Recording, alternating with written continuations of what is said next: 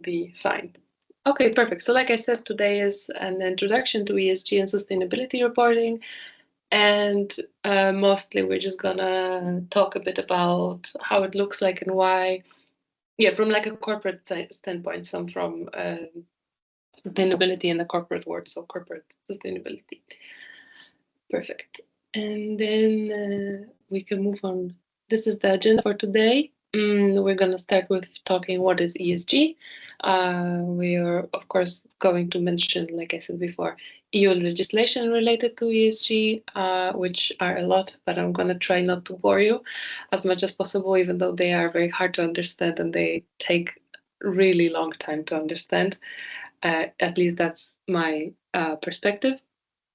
Also, motivation for sustainability reporting, why companies even do it, and possible career paths related to ESG. Oh, right, I forgot to talk about my credentials in a way of like, why am I even talking about it? So I studied environmental management and sustainability science, and I did my master's degree in it at Aalborg University in Denmark. And I did my master's thesis actually about CSRD. So I hope I'm gonna try my best to share this knowledge that I gained during writing my master's thesis. But if you don't get it the first time, please don't worry. It's very, in my opinion, it's very complicated directive, or just this whole topic is pretty complicated to understand. The first time it took me like around 1.5, 2 months to understand it fully. So please don't worry. And yet, if you have questions, just let me know. Okay, but actually we're gonna start with questions I have for you. So if you could please go on menti.com and use the code that it's here, 39513782. And there are 2 questions there that I have for you. And yeah, just if you could please answer them. I'm gonna go now and see whether you can see present the. Yeah.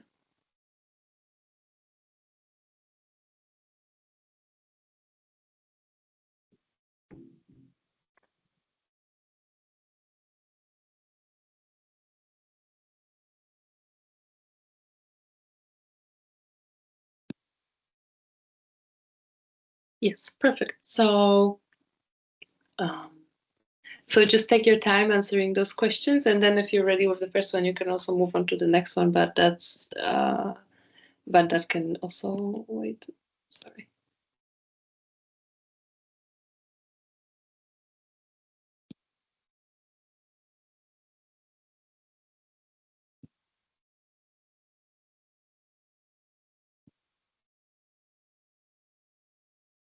Okay, I'm gonna try to present it as, sorry. Okay, perfect.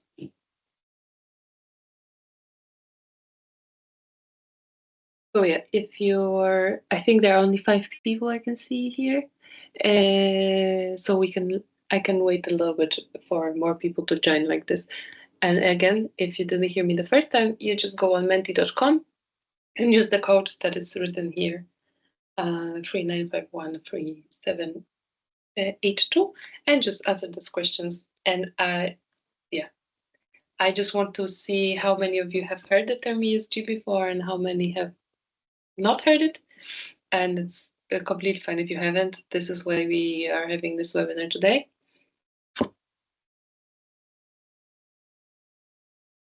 And then the next slide, or like the next question, is what do you think ESG is?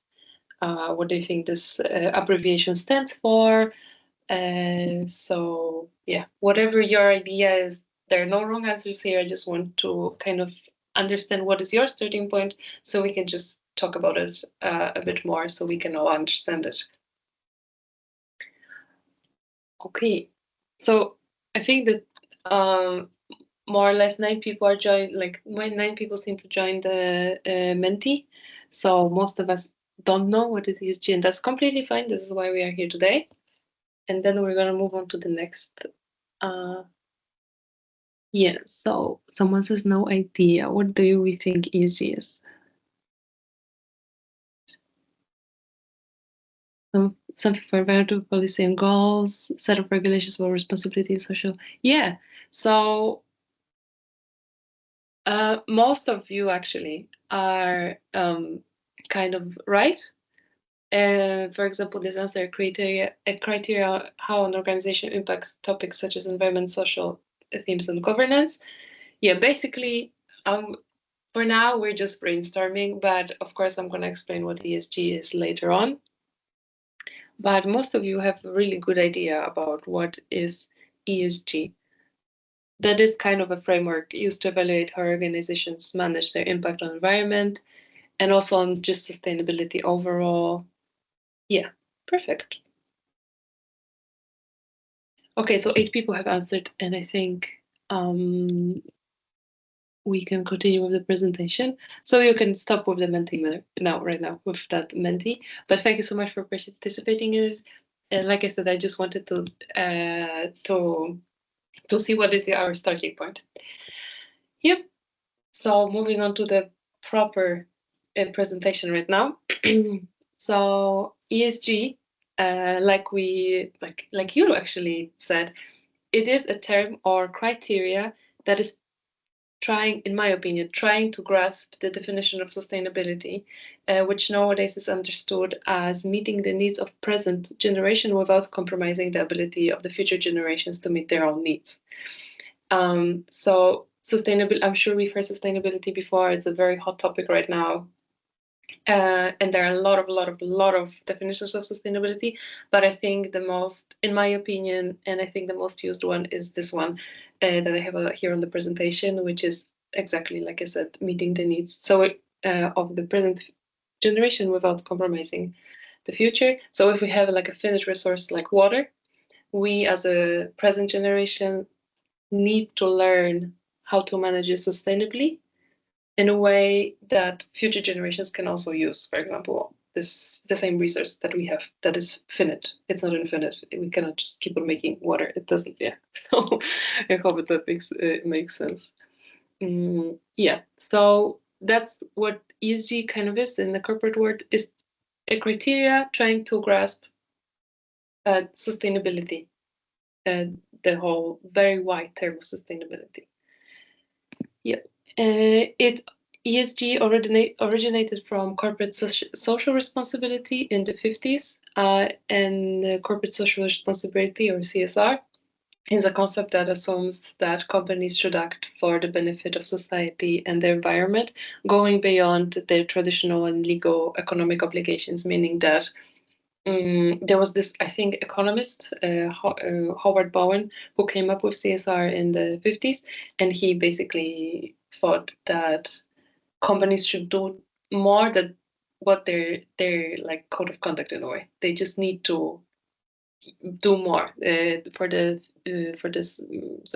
society and for the government and for the environment overall. Because, as we may know, those big corporations are one of the biggest polluters right now. We, as everyday human beings, we're not ever going to pollute this much or affect society this much as those huge corporations do. Therefore, there also came this definition that companies should be held responsible to some sort of point. Yes. And ESG, as someone said before, it stands for Environment, Social, and Governance. That's where the abbreviation came from, ESG. And here on the next slide, I have those factors explained a little bit more. This is a figure from a paper from 2021 regarding research on ESG. And it more or less, in my opinion, describes what ESG is, what type of factors are considered, for example, to be environmental factors, social factors, and governance factors, and also the definition of those environmental matters, social matters, and governance matters. So in short, environmental matters are, for example, take into consideration factors like pollution, emissions, waste management. Social factors and social matters are, for example, how a company treats their workers, whether they use child labor, whether they use the forced labor, which is considered slavery, how do they approach health and safety? How do they approach, whether they pay the same amount of money for the same amount of work to people regardless of their gender, skin color, and stuff like that. And then in terms of governance, there is codes of conduct, like we have written here, accountability, transparency. It's mostly governance factors are mostly important, I would say, for the upper management, sorry, and for the investors. So, for example, is there bribery? Is there protection of whistleblowers and stuff like that? So, but yeah, overall ESG stands for this environmental, social, and governance. And like I said before, this is a kind of criteria grasping sustainability, because sustainability is not just environmental sustainability, even though I think it's environmental sustainability that we as a society are focused the most on, and it's most mostly described, but also social sustainability and governance sustainability is also part of the bigger sustainability picture. And ESG data, as of now, is considered to be the best method of quantifying companies' influence on the environmental society. And the concept of ESG aims to provide a set of measurable factors on companies' non-financial activities. And what are non-financial activities? This is a term related directly to sustainability reporting. Sustainability reporting can be also called non-financial reporting. And in other words, it's just measuring and communicating how businesses, companies, and just businesses impact the environment, society, and economy. Those three categories again. And it involves collecting data on things like carbon emissions, energy use,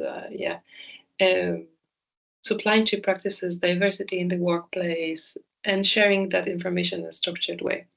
So, like we said before, ESG data is as of now, considered in like the sustainability world and overall in the corporate world to be the best method for quantifying a company's influence on the world, and it collects non-financial information, and reporting on that non-financial information is called sustainability reporting. So I hope you all understand. If you have any questions, please let me know, because I know it can be a lot of. Today we're going to talk a lot about new words and a lot of new abbreviations, and I know it's very hard to follow, especially if someone hears it for the first time. So if you have just questions, just stop me and I'm happy to answer to the best of my knowledge. But if we are okay with it, we're going to move to EU ESG legislation. And we're going to talk a bit about the general frames. Why do we even do it in a way, and what type of legislation there is in place right now, and what is being done right now for companies to like hold companies accountable, and what companies have to do in order to report on sustainability. Are we okay with it? Do we need a break? Do we have any questions?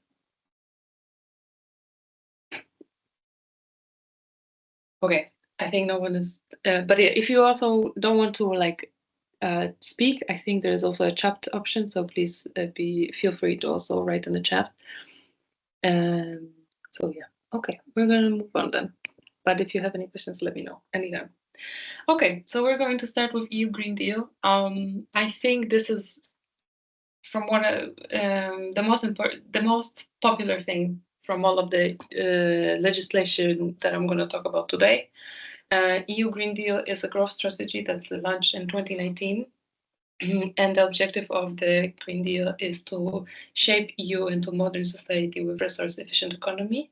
And one of its most prominent steps outlined is no net greenhouse gas emissions, by 2050. And with the EU Green Deal objective is for Europe to be first climate neutral continent in the world. So as we can see, those, it's a very ambitious plan. We only have 25 years left to 2050. So and EU Green Deal is like a strategy. So for us to understand, the most important part I guess thing to understand is that EU Green Deal is this like very big frame, and within that frame, within that picture, we have smaller, or like not smaller, but other directives that are within that frame and that are trying to collectively lead to the goal of no net greenhouse gas emissions by 2050 and this climate neutrality. So again, if there's anything you don't understand, just please stop me and come talk with you. And I can answer questions. Okay, we're going to move to CSRD, which was last year definitely a very hot topic in the sustainability world. Like I said, I even did my master's thesis about it. So yeah, CSRD stands for Corporate Sustainability. Zofia, we cannot hear you, or maybe I cannot hear you. Oh, okay. Okay. It's on my headphones. I can hear you. Can you hear me now? Continue, please. Yes. I think the problem was with me. Okay, perfect. Okay. Not an issue, but yeah, please let me know if there's something. Okay, so again, CSRD stands for Corporate Sustainability Reporting Directive, and it requires companies to report on non-financial information, which we already talked about, sustainability information, including their value chain. What does it mean that it includes in their value chain? So in very simple terms, let's imagine that I am a big fashion company, a fast fashion company based here in Denmark, but my clothes are being sewn in Bangladesh. Like most of fast fashion, they're being sewn somewhere there. So my clothes are being sewn in Bangladesh. They're being transported from Bangladesh to USA where I sell my clothes. But I have, for example, my marketing team in Bulgaria. That means that I have to, under CSRD, even though just two of my offices, so my Denmark office and my Bulgarian marketing office is just in EU, under CSRD, it means that not only those EU offices have to report on sustainability information, but also my people who work in Bangladesh and who sew clothes for me, and also transport company that transports the clothes from Bangladesh to US, and also there are also shopping stores in USA are also under CSRD now. Are we understanding it? It means that it's not just EU, even though I'm an EU company and I have my headquarters in EU. It means that my whole value chain is involved in it, meaning that it's much more wider. And CSRD was, I think, very, like I said previously, a hot topic, or it is still a hot topic, and I'm going to explain why. Because of the scale. The scale is now much bigger. Previously, there was a different directive, but it wasn't on such a big scale. So yeah, and CSRD was, I think, implemented in 2023, and it was supposed to be, it was binding from financial year 2025. Yeah. So moving on to next, yeah. And with CSRD, what we need to understand is that CSRD is like sustainability reporting is a game. CSRD is kind of set of rules on how to play a game. And those set of rules have been developed by are called ESRS, which are called European Sustainability Reporting Standards. And they are those set of guidelines that explain how to prepare a sustainability report that meets the criteria for corporate sustainability reporting set by the CSRD, if it's material. And what it means, I'm going to explain soon, but I'm now going to show you those reporting data points so you can understand. Right? So you can understand what I'm kind of talking about. So this is Excel spreadsheet that was developed by an outside company that cooperates with EU Commission and EU. And basically under CSRD, so under this big directive, there was also developed something like that, which are data points that now companies under CSRD have to report. So we took, for example, let's take here S1, ESRS S1. This is own workforce. So that is, as you can see, the They are kind of dealt in different categories: E1, E2, E3, E4, E5, S1, S2, and there's also G1, and they all have their own category. So E1, for example, stands for climate change, E4 for biodiversity, E5 for it was waste management and circular economy, and S1 own workforce. So we're going to take this as an example, okay? And so imagine you're a sustainability person and you're trying to do a sustainability report, and you read the whole CSRD, which is like the whole directive, which is a lot of pages, and now you need to know how to report on it and what do you need to report on it. So that's basically this is the data points that you have to report on. And the yellow ones are voluntary, means that you don't have to do them, and the white ones are the ones that you are obligated to do. They are not voluntary. You have to do it. And let's take this. So for example, I think it's like a good example somewhere here. Yeah. So for example, and the data types, that's also very important. Data types can be a narrative or semi-narrative, like it's written here. Narrative meaning that you have to, in short sentences, describe what your company is doing regarding certain data point. And semi-narrative means it's mostly yes or no questions, so you just have to answer yes, no. So we're going to talk about that, for example. Yeah. So let's take this. Here it says policies explicitly addressing trafficking in human beings, forced labor, compulsory labor, and child labor. And you move in here, and it's semi-narrative, meaning that you have to answer yes or no. Basically meaning, does your company that you work for have policies explicitly addressing trafficking in human beings, blah, blah, blah, blah, blah, yes or no? And if you say yes or no, that's it. You're already done with this data point. You can move to another one. And let's take a narrative now. For example, this one, disclosure of general approach in relation to respect for human rights, including labor rights and people in its workforce. So you have to basically, it's a narrative data point, meaning that you have to disclose this general approach in relation to for human rights. So I hope you all understand. And as you can see, there are a lot of them. And these are all data points in just this one category, S1 category that you have to report on. And there's also E1, E2, E3. There are a lot of them, as you can see, a lot of them. And now I'm gonna kind of explain, what I mean by if something is material. So if you are a company, for example, and you suddenly have to do it, CSRD comes to play 2 years ago, of course you get kind of stressed. But thankfully, you don't have to report on every data point there is. You just have to report on something that is material to you. And that's also a new term, and it's also not very easy to understand, that came with CSRD. And it is related. There's something called double materiality. And double materiality in sustainability reporting means considering both how the company operations affect the social and environmental factors, but also how the social and environmental factors affect the company. So if, for example, certain environmental factors like biodiversity, I as a company, again, I'm a fast fashion big company, let's take that example.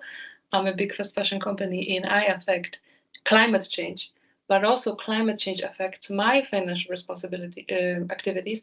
That means that climate change is a topic that's material to me, and now I have to report on it. But let's say, for example, I don't, as a fast fashion company, let's pretend I don't affect biodiversity, and biodiversity doesn't affect me, I don't need to report on it. And it's same with, for example, circular economy.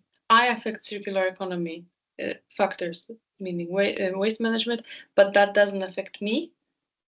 It means that it's not material to me because it just needs to be material twice. That's why we talk about double materiality.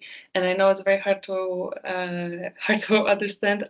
Like I said, I myself had to listen to tons of podcasts and read a lot of papers, like both academic papers and online resources, to understand it. But basically, what I'm trying to say is that you don't have to, as a company, report on everything. And of course, a lot of these points, like I shown you, they were yellow, therefore they were voluntary. You didn't have to do it. No, those voluntary yellow points you didn't have to report. However, it was still a lot of work.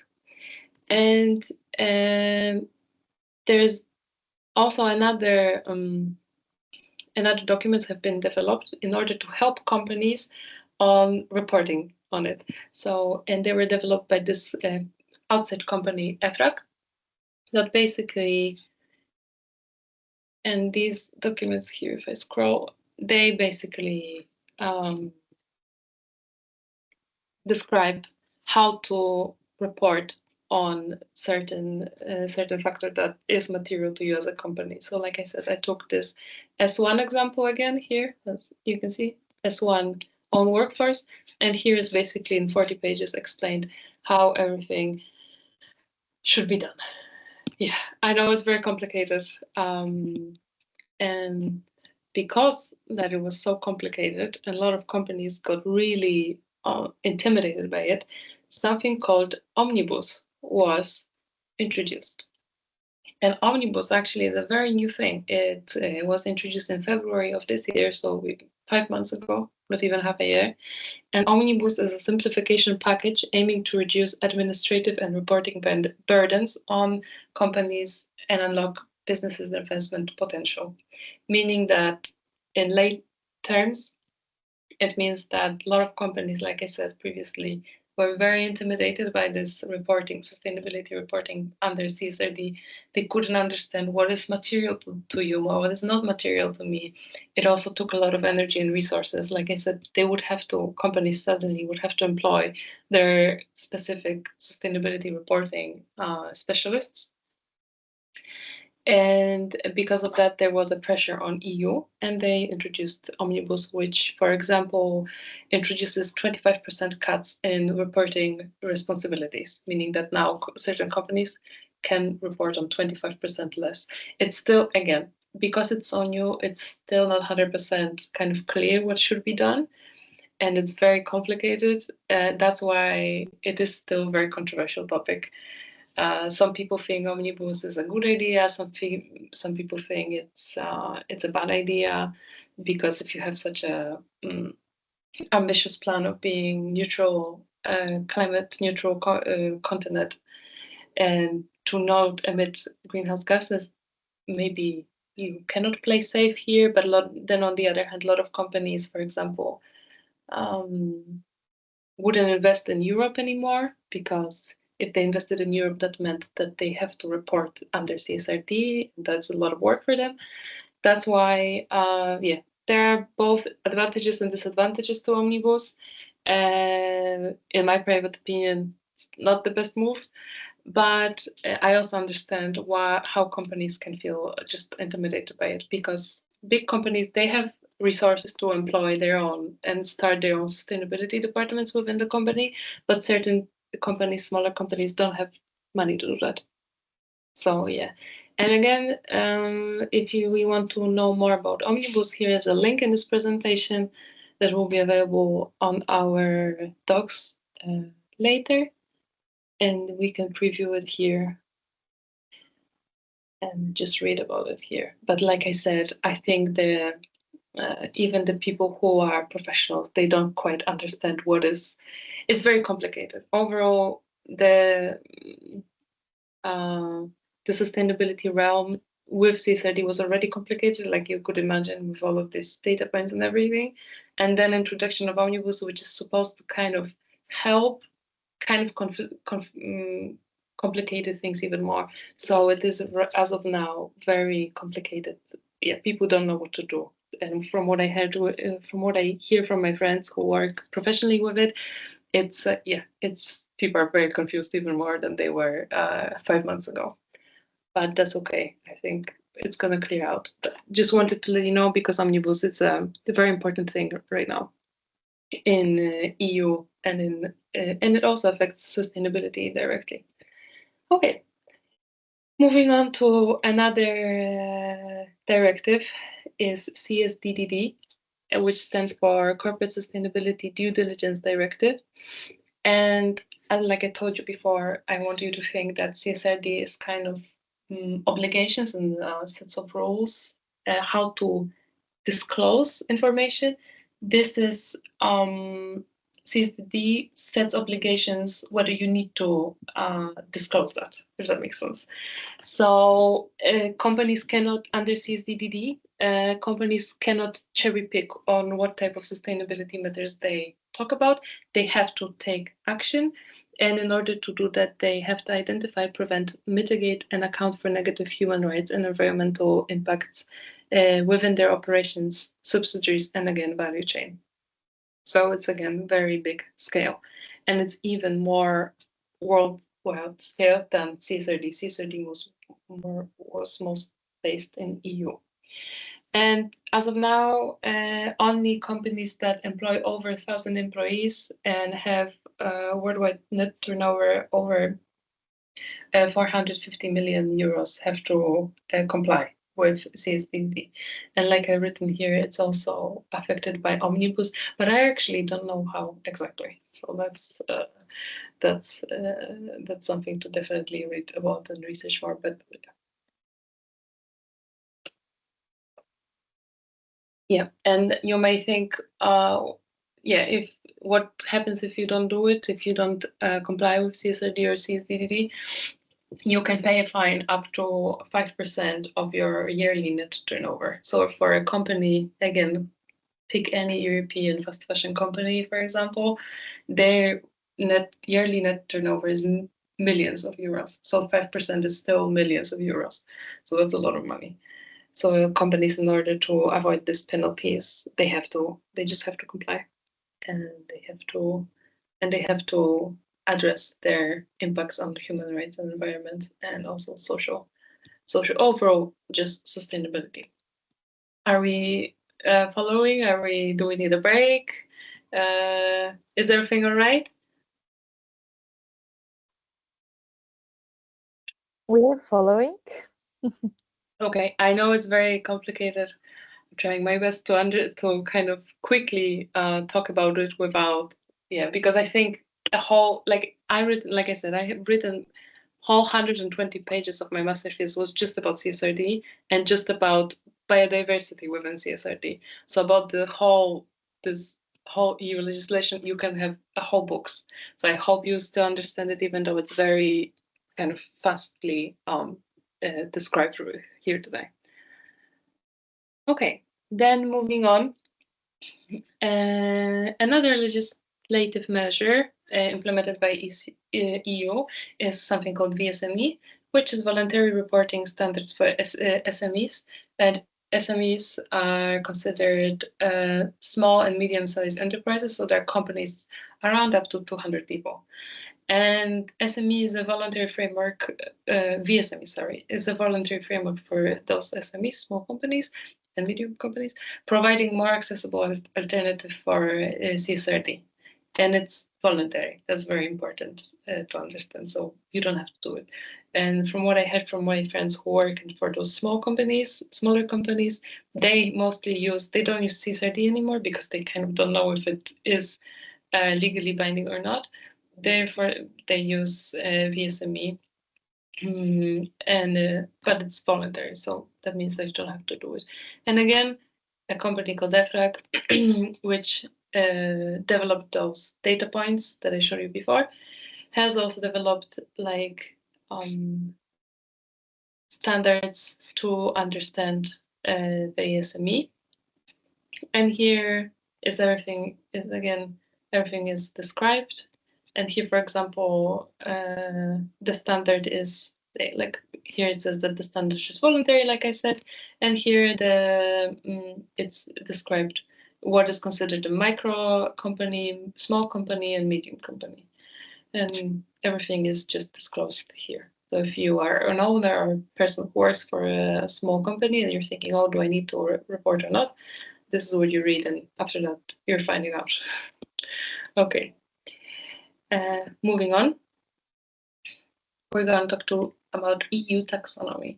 And EU Taxonomy is something that's often mentioned around when CSRD is mentioned and CSDD are mentioned.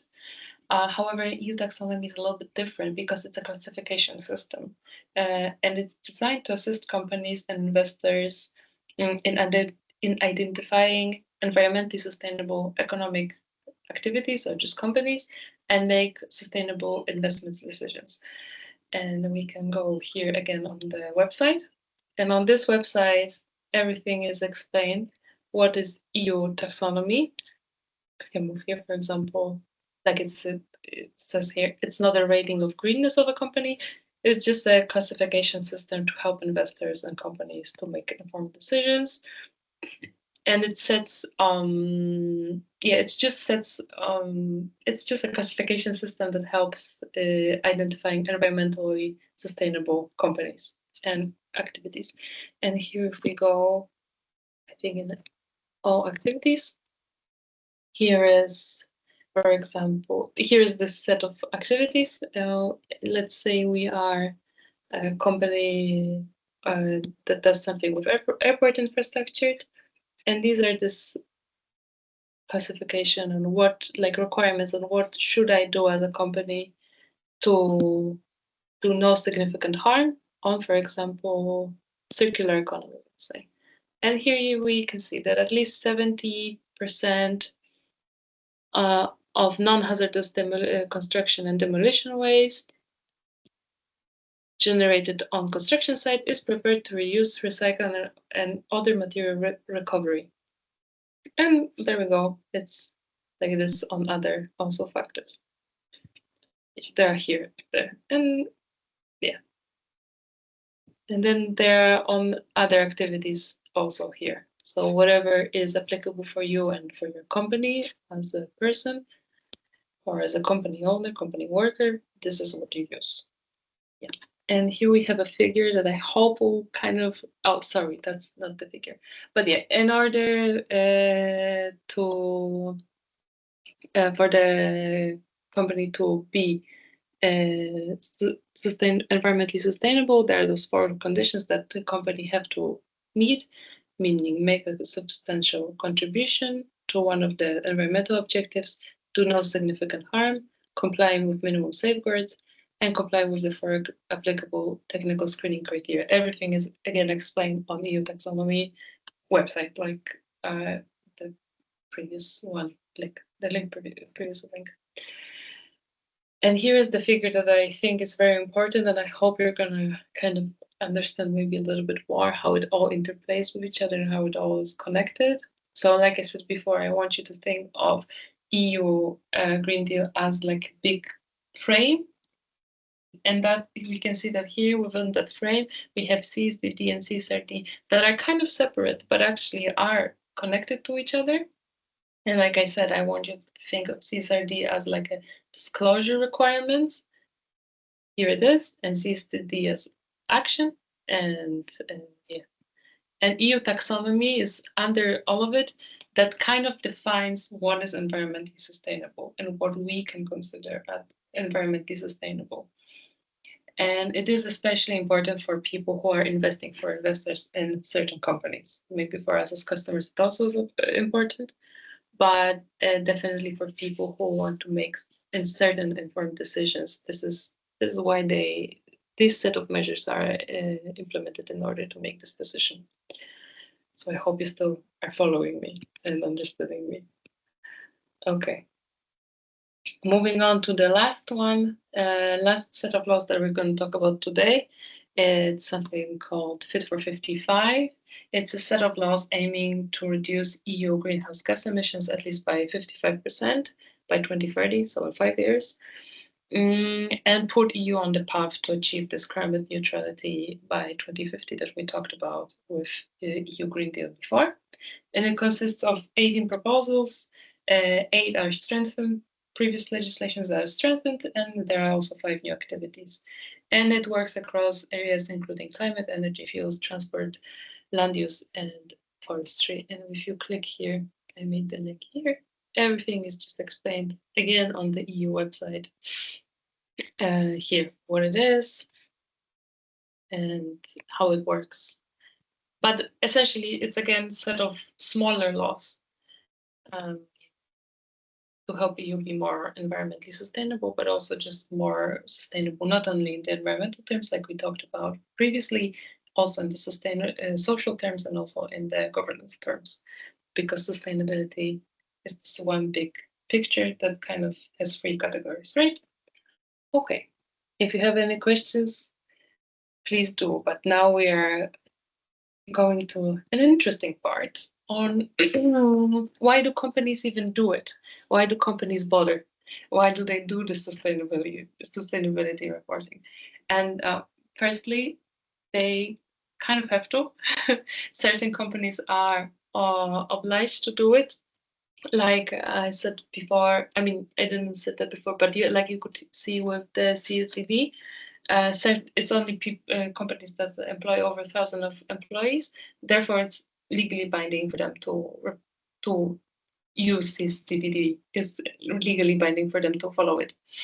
And same with CSRD. CSRD actually has 3 categories, and it's big companies have to report first, the medium companies, I think, in the next year, and SMEs I think in 2 years or 3 years. Now with Omnibus, it obviously changed, but at least last year it was like that. So yeah, they just have to comply. And compliance is also a very important word that whenever you move in this corporate sustainability realm, or you're looking for a job, or you're looking for it, this is just a very big word right now, and people care about it. And compliance means ensuring conformity, so complying, of activities with standards, recommendations, and applicable practices. And the purpose of compliance systems in an organization, in a company, is to ensure compliance with the law, but as well as the voluntary adopted standards of conduct, right? So in order to prevent financial loss and damage to the reputation, because reputation is very, very important right now. And that's why CSRD actually has been implemented in the first place. One of the main objectives of CSRD was to increase transparency and credibility of the companies. So if you as an investor want to have 2 companies that you want to invest to, you have these sustainability reports, you can compare them, and you don't compare kind of like apple to an orange. Do you understand? It means that CSRD and CSDDD, they provide this set of measurable ways how to, first of all, report on your sustainability. And when you do the sustainability report, then you have the same things being set there. You don't cherry pick as a company. Oh, we are really great with climate mitigation, but we're not so good with biodiversity or workforce laws. So we're going to just really talk only about climate mitigation. No, now you have to talk about everything that's material, like I said. And now the companies can be more compared to each other under that. And that, of course, if you comply and if you do sustainability reporting, it also increases your reputation a lot, which is very important right now. And it also attracts customers and talent, meaning young people like you, like me, who are going to finish the university soon and will enter a workforce. Yes. I wanted to say yeah. So, and I have an example prepared for you, because why companies do, because maybe you're asking yourself why companies even report on just voluntary standards. Why do they even do it? Because they're not legally bound to do it, so they don't have to do it. But let's say I'm again this fast fashion company. I'm at 2 fast fashion companies. There are 2 fashion, and there's one, let's say, a t-shirt fashion company and a jean fashion company. And the t-shirt fashion company is only reporting on things that they legally bound to do. So they just do their due diligence. They just do the bare minimum, and that's it. And then they continue on working. They continue creating clothes. Well, you have a jean company, very similar company, similar size, but they're willing to use more resources, maybe employ a sustainability expert or a sustainability specialist, make a small sustainability department in their company. And their job is to do sustainability reporting on all of the data points, for example, not just the voluntary ones. And if you as an investor or as a customer were to now shop, for example, in one of those companies, of course, the idea is that you're, as an investor, are more likely to invest in a company that's more transparent and that has less to hide, if that makes sense. So that's why companies basically do it to better their reputation and by proxy also increase their investment possibilities. Okay. With that being said, we're moving on to possible careers connected to ESG. There are a lot of them, and they constantly evolve. It's not something that's like regulated. It's a very new thing yet again. It's not this, it's this type of jobs that haven't been here 20 or 30 years ago. But one of them, for example, is diversity and inclusion manager, just a person who works at HR and they, for example, take care of this like social part of sustainability. And there's also sustainability consultant. Consultant is a person who works in a consultancy, and consultancy is a place that employs a lot of people after their universities, for example, that are specialists in their area, in their respective area. And basically, I, as a company, as a smaller company, if I don't have means to employ my own sustainability expert, I go to a consultant and to consultancy, and I employ a consultancy to do a sustainability report for me. Therefore, I just give them a job for 3 months, and after I have my product, then we say goodbye and we may never see each other. I hope you understand. It means that you can hire a consultant for a short period of time or just for one thing or two things that you want them to do for you as a company. But overall, they're not your full-time employee. And that's a consultant. But you can also be like a huge company and you can have your own sustainability department, meaning that you have your ESG specialist, advisor, analyst, whatever they're right now called. It depends on the company. And then you have a full-time employee that you pay money every month because they're doing their job.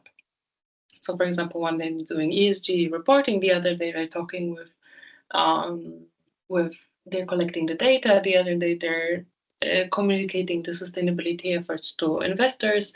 So their job is different. While consultant is more or less hired for one job, if that makes sense. And then auditor. And why auditor is very important is because companies don't just do those ESG reports and they're happy. They have to be validated, those reports. And those ESG reports are often validated or mostly validated by auditors. And they're like accountants in a way, or like financial auditors, that they come, read your report and they say, okay, it all makes sense. Everything seems to be in place here. They put their stamp, they write their name on it, and it means that now you can then publish this, for example, sustainability report or ESG report to your to share with your shareholders, to stakeholders, or to just your website. But yeah, auditors are also a very important stakeholder in the whole environmental sustainability reporting realm, because they are the end people who validate your efforts. So that's also an important player here. Okay, we're moving up to our last slide, which is about where to get more knowledge. If you're still interested in this, you're, of course, more than welcome to contact me. I didn't give my email, but I will if someone is interested, or you can always just contact YDSG. Their email is, their email will be at the end, but their email will be at the end, and then they can contact me or whatever. But if you don't want to contact and you want to do your own digging, that's also fine. There's something called Coursera. I'm going to go there now. And they have whole also ESG courses. I believe these courses are for free. You just have to pay for certification. So if you don't really care about certification and you just want to get more knowledge, this is, I would say, a really good option. I never used them, but I've heard good things about them. Another good thing where to get knowledge is directly from the source, which is EU Commission website, because like we already, I hope, experienced today or like learned today, sustainability is a very political topic, and this is where you can get your information directly from. You maybe can struggle with interpreting this information because it's always explained in very legal terms and it takes time to understand. However, this is where you get your news, should get your news first. But also they have, like we can see here, podcasts, so maybe that will be more understandable than the directives and legislative papers. Another great place to look for information is LinkedIn. I recommend this lady called Maria Tinchas. She is, I think she has her own company, but basically she posts a lot of, and I think that's also part of her job, just she posts a lot of posts on LinkedIn on how she interprets and how basically translates from the legal language to everyday language and to everyday terms, how to understand certain ESG practices, certain ESG laws, certain ESG movements in a way. So how we as people, or we as young professionals, or we as people who are looking for a job, already working, are interpreting it. And I don't know, there's, for example, here a really good post. And she just explains this ESRS, so the data points that I previously shown you, simplification, how to understand it, because certain people, they don't have time to go through it and all understand it. So those professionals that you can find in LinkedIn are very good resource, I think, and good source of information, because their full-time job is basically reading all of those legal papers and just writing about them, how to interpret them. But of course, LinkedIn has to be taken, like everything on the internet, has to be taken with a grain of salt, meaning that you cannot 100% trust them. But I think it is anyway a great resource. And of course, academic literature. If you are at university, I'm sure university has some sort of access to certain journals. I recommend the sustainability journal. It's called Sustainability, and I think it has free access also, because I can access it. So that means, yeah. So, and of course, internet. But again, with a little bit of grain of salt. But there are a lot of companies, a lot of consultancies, a lot of private companies who are also posting their interpretation of certain laws online. Yep. And that was it for me. I think here you can find here you can find the email by which you can contact YDSG, and here's the website. Thank you so much for listening, and thank you so much for joining. I know it was very fast. We talked a lot about those EU laws that are very, very complicated. Trust me, they're super complicated. And I tried my best to explain it to you in a way that I'm not going to bore you to death, but also certain things have to be said. So I hope you had you gained some knowledge, and now people who said that they don't know what ESG is in the beginning of our presentation can say that know something now. If you didn't quite get everything, that's also okay. It's a lot of information, it's a lot of abbreviations, it's a lot of new words, and so please don't worry. But like I said, you're more than welcome to contact me. There's also time for questions as right now, if you have any questions. If you don't have any questions because you've just been shocked by the amount of information, it's also okay. Here are the resources I used, and a lot of them are also not official EU websites, but are just like, for example, breakdown of ESRS data points. There are a lot of websites that we can use on the internet and to gain more clarity on these topics. Yeah, but basically that was it. I'm going to stop sharing my screen now. And I figure out how to do it. Okay, I think I did. Okay, so I hope you, like I said, gain some clarity today. And again, if you have any questions, now is the time for them.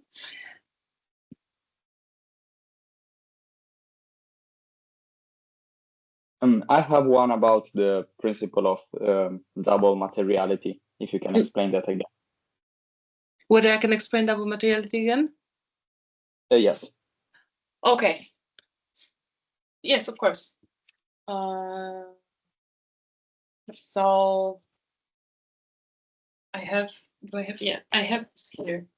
Basically, CSRD is directed at so many pages.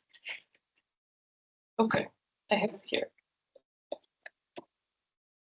Sorry. It's like, I have it here. I don't know if you can see it. It doesn't matter right now. But basically it has these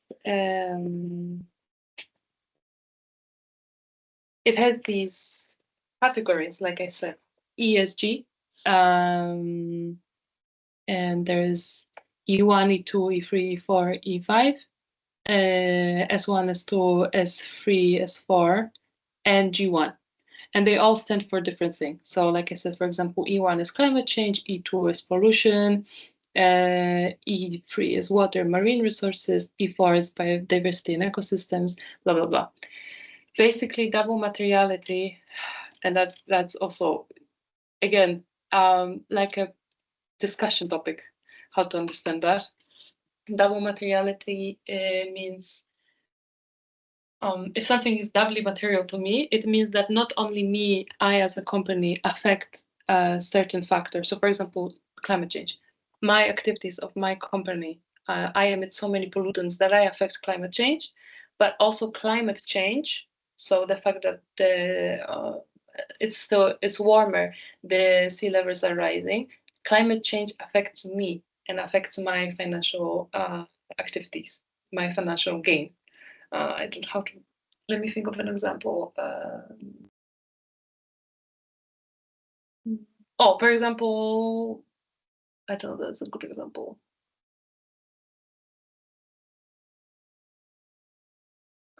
Let me think. Okay, for example, let's talk about pollution. Maybe that's a bit better.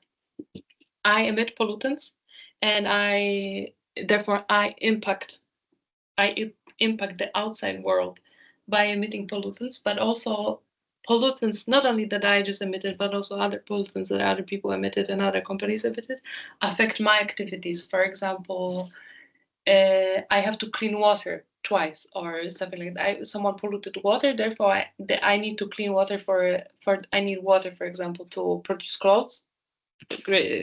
Let's do it that example again. I need to clean water to produce clothes. Therefore, because of the pollution, I have to pay more for water cleaning. I have to do it again and again and again. Let's say, I don't know how it works, so I hope this is a good example. But basically, the pollution also affects me. I have to pay money for that pollution in a way, because my company kind of relies on that water. Therefore, that's doubly material for me, because I affect it, but also it affects me. Do you understand now? I hope. Yes, it's quite clear. So you said that you have to put it on the CSRD only if it's double material. So yes. If it's one side, you just don't. Yeah, no, you don't. No.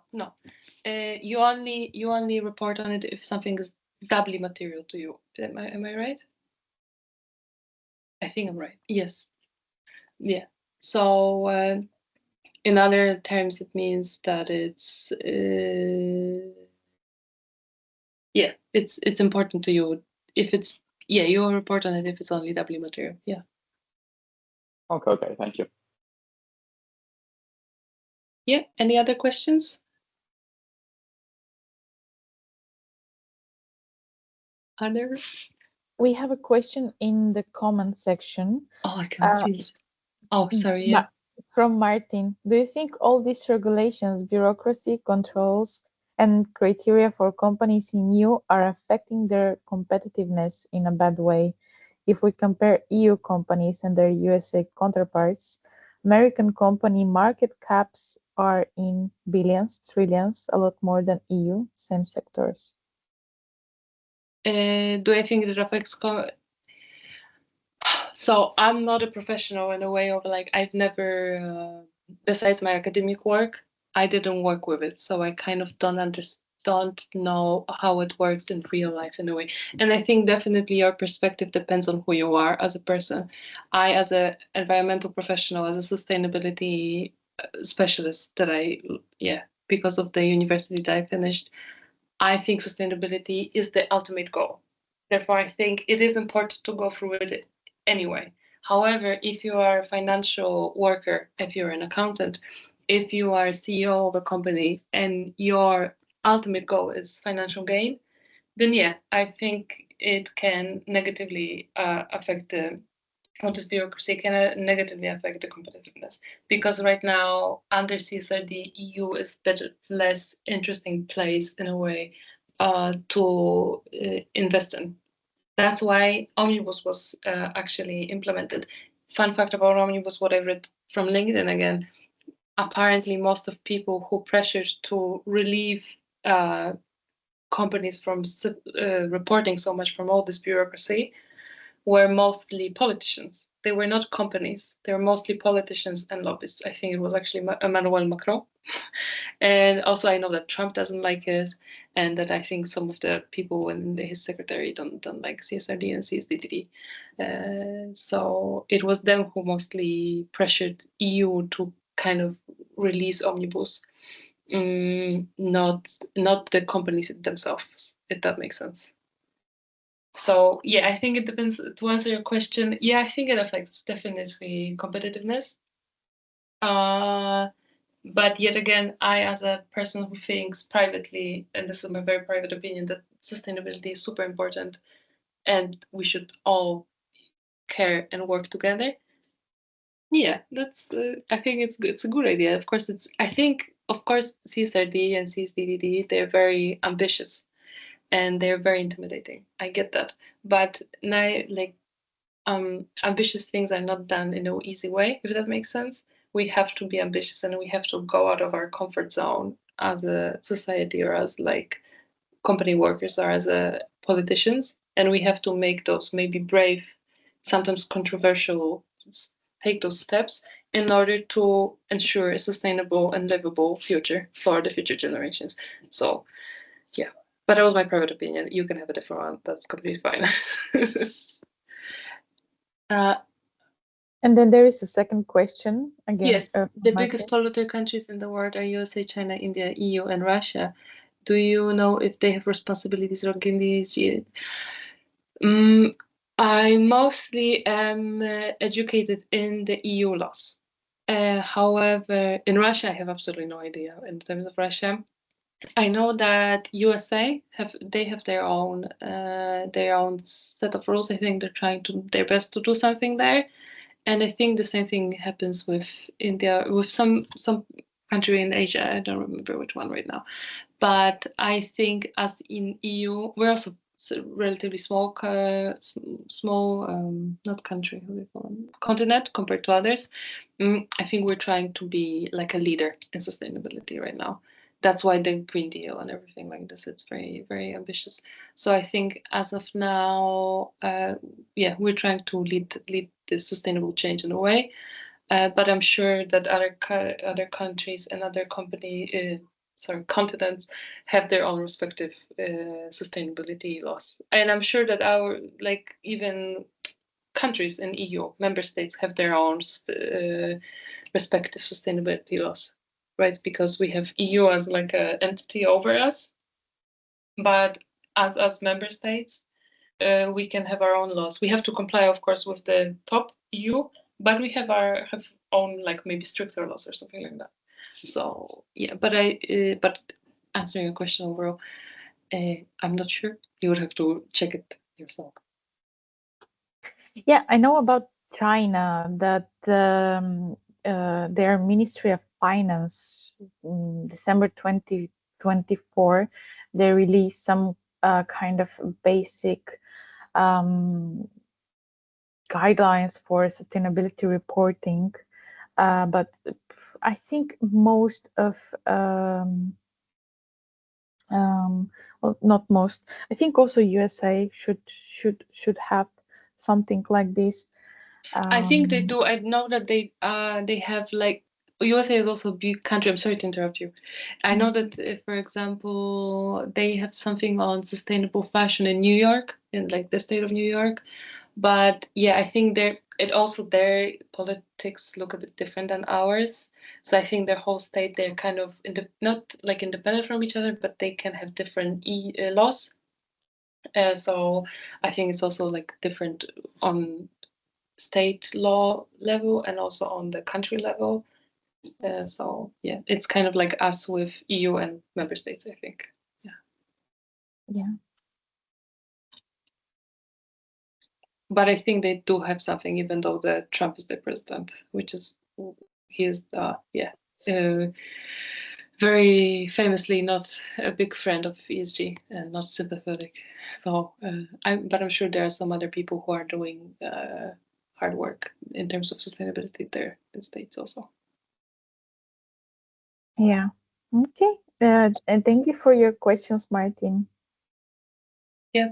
Thank you so much. And if there's anyone who have more questions right now, now is the time. But you can also contact me later.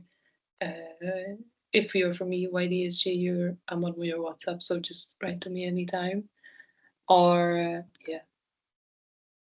Googling. When I was learning how to do it, and when I was trying to like start with my master thesis, I was just reading a lot of like we call it grey literature, which is not academic literature, because academic literature can be a bit overwhelming also with their own terms and stuff.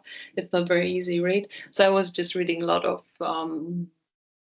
reports, a lot of frameworks from internet, but also listening to podcasts and stuff like that, because everyone's just trying to figure it out in a way of like people are, especially last year, everyone was confused, or 2 years ago, everyone was confused. So everyone was trying just to figure it out and then come up with their own interpretation of it, if that makes sense. Now, of course, because some time has passed, certain people just develop this specialization, so they know definitely more than others. But I think it's still just a big game of figuring out how to read and interpret laws and implement it in everyday life. Yeah. So, any questions? I think we don't have more questions. If I can just make the closure. Thank you all for joining us today for this introduction to ESG. Special thanks to Zofia, who organized and led the session, the webinar. It's my pleasure. For me, ESG it's not about just rules, but about understanding how companies should care for the environment, people, and act with integrity. For me, this knowledge is important because it helps us understand the changes happening in the business, society, especially with the EU regulations we have. And I think it can be very useful for young professionals, for young people who would like to develop in that area. The recording of the webinar will be uploaded to our YouTube channel. We will also share the link to the presentation, the public link, and you will be able to have access to the resources that were used for the presentation and the other links that Zofia opened. Yeah, if you don't have the patience to have the presentation, you can just ask. In the comments, I pasted the Bulgarian guidelines for small and medium enterprises, which will be included in the description of the YouTube video as well. It is not developed by us. It is developed by university professors from Sofia University. But I think it's with free access. So yeah, if you're interested in that, you can always check it out. And that's it. Thank you again for being here. And I have just one thing to say. Sorry, I was wrong in terms of double materiality. I think it was Christian who asked me this question. I just checked it again, and yeah, I'm terribly sorry, but I was mistaken. If something is double, if this double materiality means that if just one thing is material, that means that you have to report on it. So if it's impact materiality and financial materiality, you have to report. If it's just impact materiality, you have to report on it.